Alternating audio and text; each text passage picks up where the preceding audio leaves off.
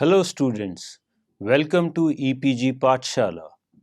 I am Mani Shresht from Haryana School of Business, GJ University of Science and Technology, Hisar. Today we are going to talk on the module Non-Verbal Communication from the paper Business Communication.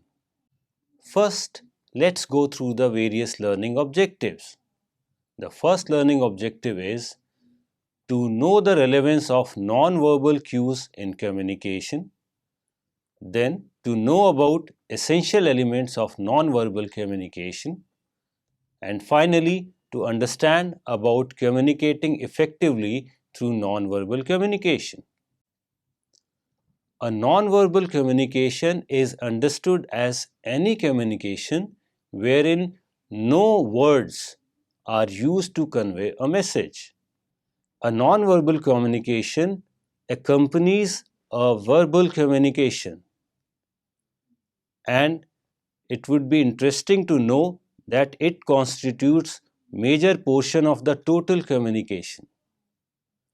Non-verbal communication is generally unstructured and less intentional. That means it is less deliberate as compared to a verbal communication. Also, a non-verbal communication is more predictive of actual intentions of a person who is communicating, as it is difficult to control. Under the non-verbal communication, a person who is communicating is considered as the message. In a non-verbal communication, the actions can be interpreted to conclude a meaning out of it. Actions like eye movement, appearance, tone, time, space, or distance. Same action can have different meaning for different people. Culture also plays an important role in defining the nonverbal communication. With the nonverbal communication, the cues we can support, negate, replace, or highlight the verbal communication. Understanding of nonverbal communication helps in two ways. First, it helps in using the correct nonverbal cue to support the verbal communication, and second, it equips a person to interpret the correct interpretations of a speaker. In the simplest words, a nonverbal communication is a communication without the use of a language. There are many dimensions of nonverbal communications. These are kinesics or body language, paralinguistics or language of voice, proxemics or language of space, chronemics or language of time, other dimensions like touch, color, and smell. Now we come to the first dimension, that is kinesics. Kinesics means a study of body movements. While communicating, various parts of our body move. Every movement and way of movement of a body part provides certain cues to others. All our bodily movements are guided by the way we are thinking. For example, winking an eye, waving a hand, shrugging shoulders, etc. All are part of our body language. Movement of body part and their interpretation can be understood under the elements such as facial expression, gestures, posture, appearance, and eye contact. Under the facial expression, it is considered that face of a person is acting as a mirror of one's heart. Whatever we feel inside, willingly or unwillingly, reflected on our face. Every person is capable of generating several facial expressions depending upon the state of mind. These expressions include happiness, anger, sad, sorrow, bewilderment, disbelief, disgusted, and many more. These expressions are created by using lips, eyebrows, eyelids, cheeks, and eyes. Facial expressions provide feedback to the communicators. It is suggested to work on your facial expressions while communicating. Your facial expression must match with the words you are speaking. If you are communicating in a group and delivering a motivational speech, your facial expression must convey that you are energetic, enthusiastic, and happy to communicate with the group. A facial expression serves different purposes. It indicates whether the communicating parties are interested in the communication, level of involvement of each party, responses are original or fabricated. Let's consider some of the examples under facial expressions. Like yawning symbolizes boredom. So if we are delivering a lecture or talking to someone and the other person is yawning, you can easily make out that the person is getting disinterested in your communication. Similarly, twinkling eyes with smile indicate excitement and happiness. This can be easily observed in children while you are offering certain gifts to those children. While contracted eyebrows with red eyes indicate anger.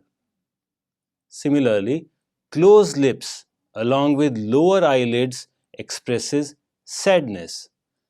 As we can see from these examples, our face can actually talk. Eye contact. Eyes are the integral part of face and contributes to various facial expressions. For the purpose of understanding body language, eye movement is studied separately. It is generally suggested that during a face-to-face communication, eye contact has to be maintained. The reason for this suggestion is that eye contact conveys to the receiver that speaker is confident and knowledgeable. Just like facial expressions, eyes also convey the interest level of the listener. Through shifting an eye contact, a speaker can focus on different receiver. Eyes are also used to gain feedback. Also, a variation in eye movement conveys different meanings. Let's consider few examples under eye contact. If we are staring continuously to a person, it is considered as rude. That means continuous staring is communicating that you are rude in your eye contact. Too little eye contact shows less interest, insincerity, or you are dishonest. Also, lowered eyes indicate respect or regret. That means when we are respecting someone, we do not make eye contact, we lower our eyes. Similarly, when we have made certain mistakes, in regret, we also lower our eyes. A contracted eyeball conveys doubt or anger. Also, an expanded eyeball shows shock, amusement, or disbelief. Winking of an eye, it actually negates the argument which is made. Gestures. Whenever any body part is moved while communicating, it is considered as a gesture. The body parts could be hands, head, legs, feet, fingers, shoulders, etc.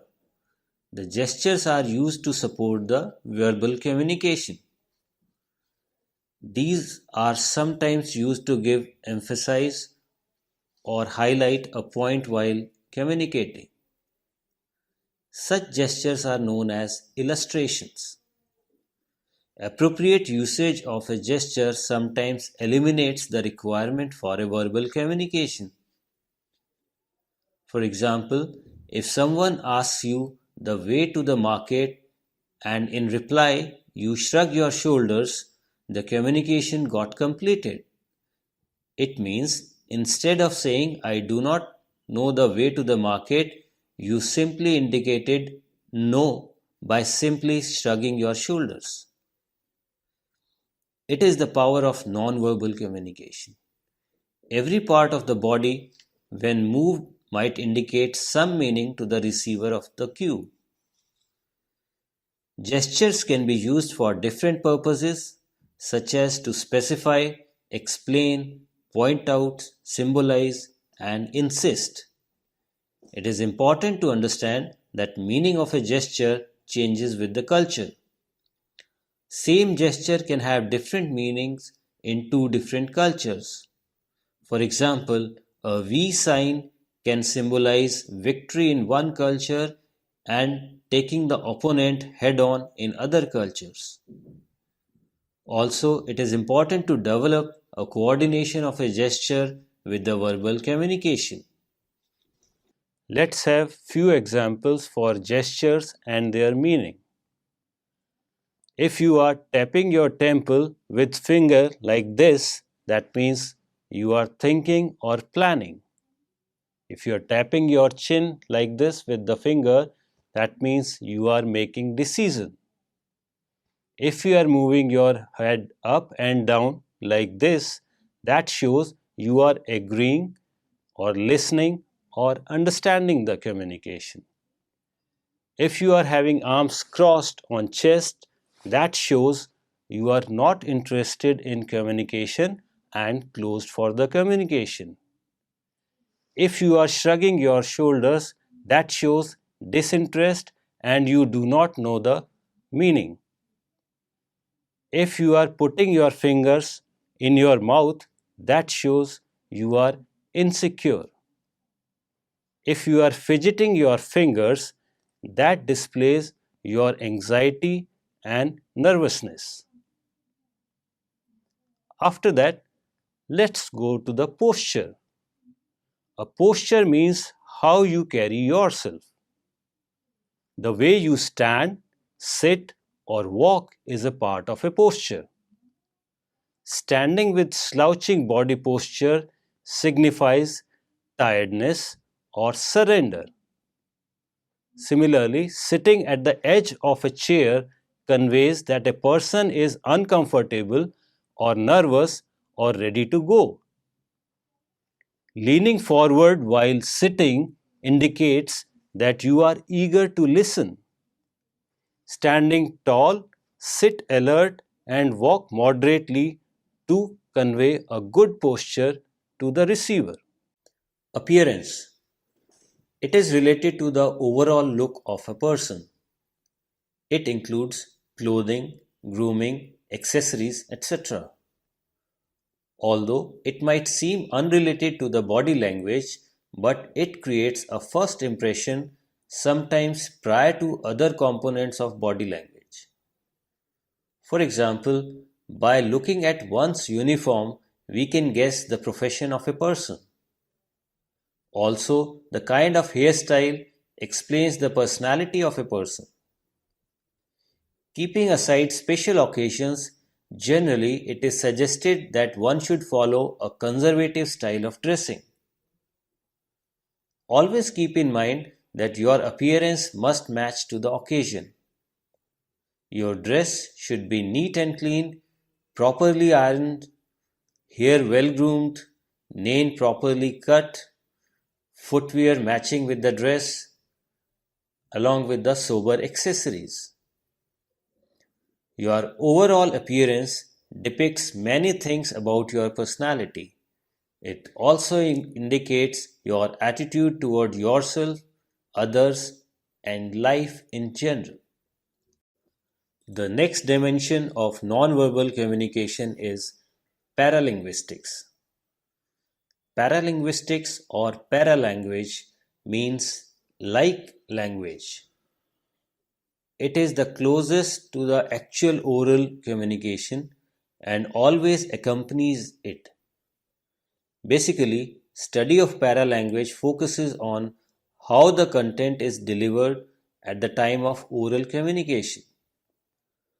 All the voice related aspects at the time of oral communication is the part of paralanguage.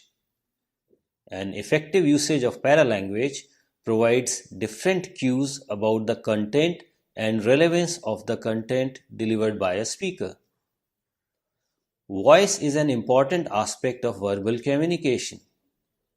Just by listening to someone, we are able to tell about the speaker like age, gender, education, place of brought up, and attitude.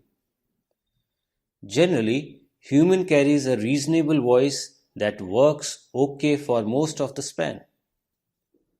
The purpose of a voice is to carry a message or meaning.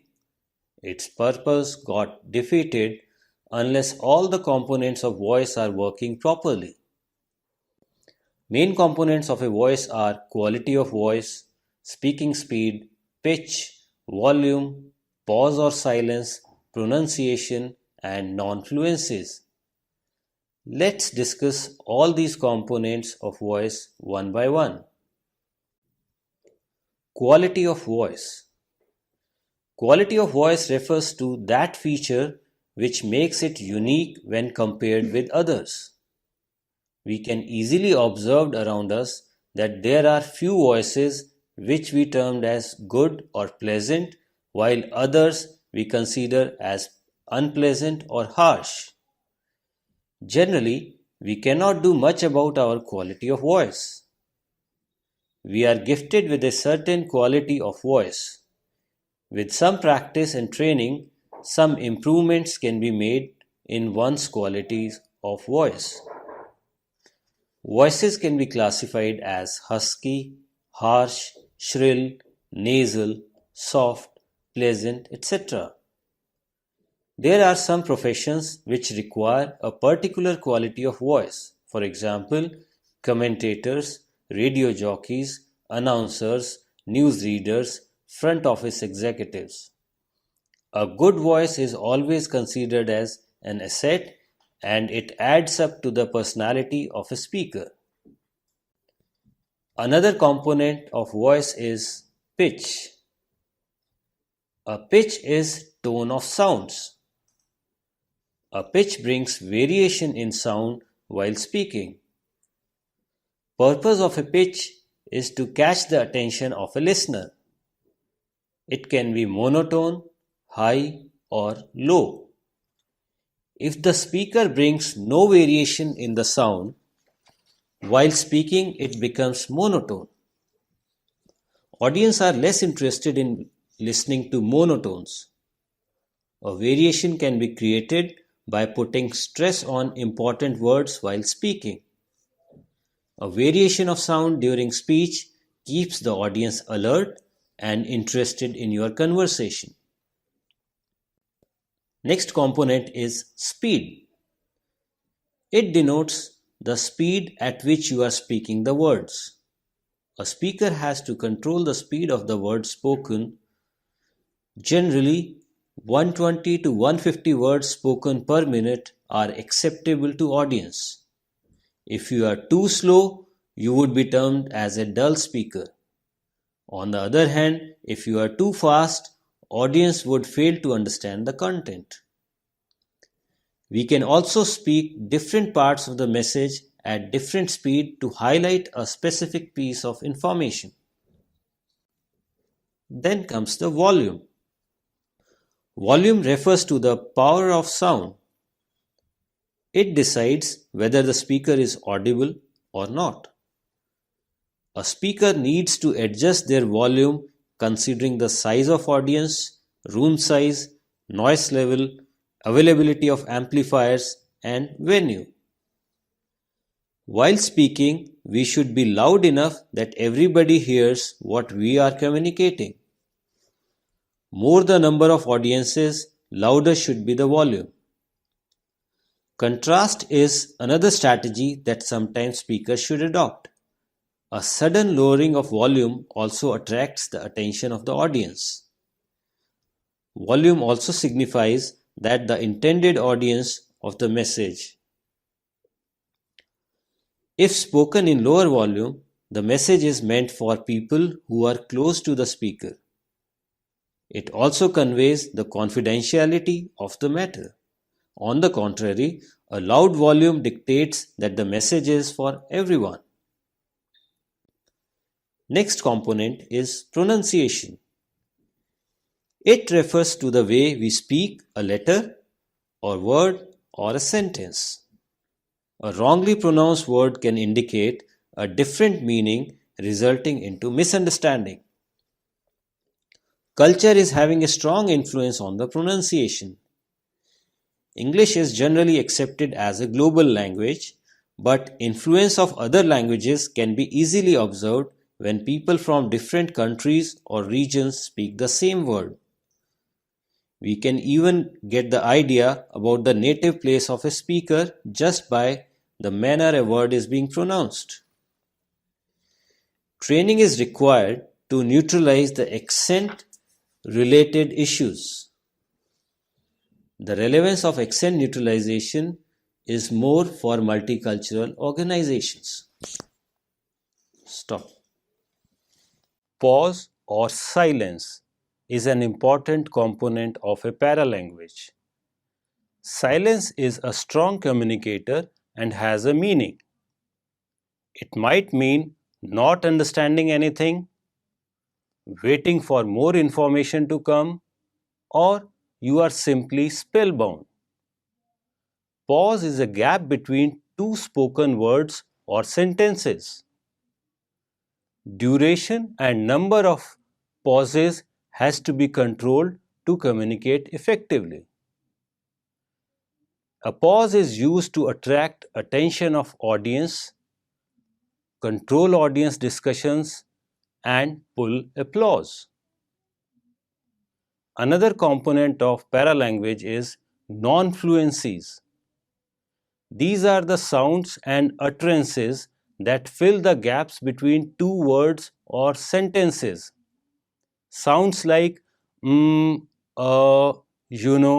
okay, got it, etc. are considered as non-fluencies as they are used to fill the gaps between two words or sentences. Speakers are generally unaware of their non-fluencies. These are used by the speaker to breathe, think, or plan the next word or idea. It can attract the attention of the listener and breaks the monotony. Overuse of a non-fluency actually distracts and irritates the audience. Next dimension is proxemics. It is also known as language of space. The study of proxemics tells us how we communicate through space around us during a face-to-face interaction. For example, during a conversation between two people, it can be judged that whether they are at same level of hierarchy or the other way. Space is always relative to a speaker. Its understanding moves from intimate to public space. Adequate space provides freedom to move body parts and convey a message through body language. Regarding that, major credit for conducting remarkable space-related studies goes to E.T. Hall. He has given classification of space to improve its understanding in communication. As per the classification provided by Hall, space can be divided into 4 zones, namely intimate zone, personal zone, social zone, and public zone. An intimate zone includes a radius of 0 to 1.5 feet around us. A 0 means physical touch.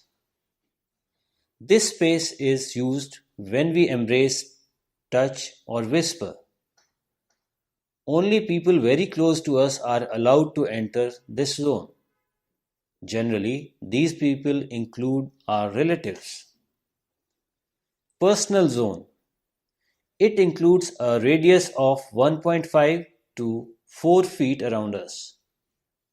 This space is used when we shake hands at about arm's length. Generally, our friends and close associates fall into this category. Social zone. It extends from 4 feet to 10 feet of distance. This space is being used for formal purposes and generally for the relationships that are more professional. Our colleagues from the organization, customers, suppliers, and others that create our professional surrounding are the part of social zone. In our social zone, people are known to us and we share some commonness with them. And finally, public zone. Any distance beyond 10 feet creates a public zone for us. Generally, it is used when we are addressing public. In a public zone, people unknown to us can be the part. Relatively, in public zone, a speaker is detached with the audience in terms of accessibility. The next dimension is chronemics. It is also referred as the language of time. Whether time is money or not, it has to be decided after an understanding of language of time. A weightage given to time varies from culture to culture. Understanding relevance of time in culture might help you in business dealings. For example, in Europe, the committed time is exact time and any delay is not well taken. While countries like India, committed time is having flexibility and delay of few minutes is acceptable. Understanding of time language has a direct impact on the importance of punctuality in a given culture.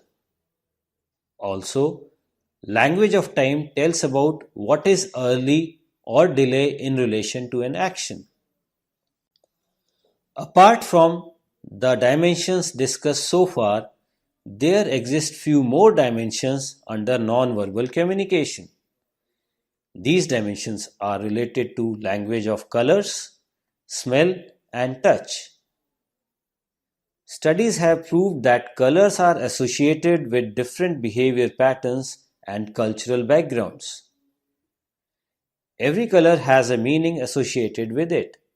For example, red is treated as energetic while blue is considered as vibrant.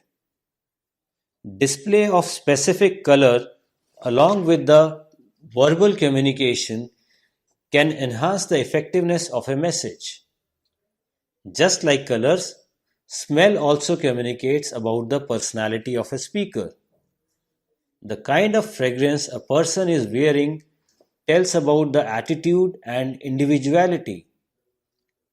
Fragrances can be classified as strong or soothing. Touch is another dimension of non-verbal communication that is capable of creating bonding effect. In a business setting, most common touch-related behaviors are handshakes and pats. The way a person handshakes conveys his personality. Some people apply too much or too less force while shaking hands. Both are incorrect.